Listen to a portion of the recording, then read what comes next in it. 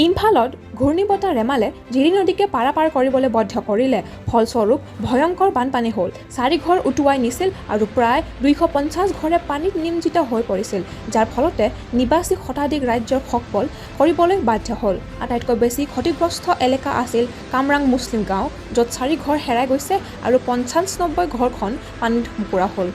অন্য ক্ষতিগ্ৰস্ত একালসমূহত আছে শতবেকেৰা, য'ত 17খন ঘৰ পানীত মুকলি হৈছে, জিৰিবাম বাৰাক চাৰ্কল বুটসহ য'ত 9খন ঘৰ ক্ষতিগ্ৰস্ত হৈছে, আৰু জিৰিবাম মিউনিচিপেল কাউন্সিলৰ ৱাৰ্ড নম্বৰ 1, 2 আৰু 4, য'ত 65খন ঘৰ পানীত মুকুৰা হৈছিল। কামৰাংগা মুছলিম যুৱ ক্লাব আৰু কামৰাংগা সৰকাৰী প্ৰাথমিক বিদ্যালয় আদি সকলো স্থানত সহায়ক শিবিৰ স্থাপন কৰা হৈছে। এতিয়ালৈকে সৰকাৰী বিষয়াসকলৰ পৰিদৰ্শন সত্ত্বেও ছটৰবেকেৰা আৰু বুটসন গাঁৱত কোনো সহায়ক শিবিৰ খোলা নাই।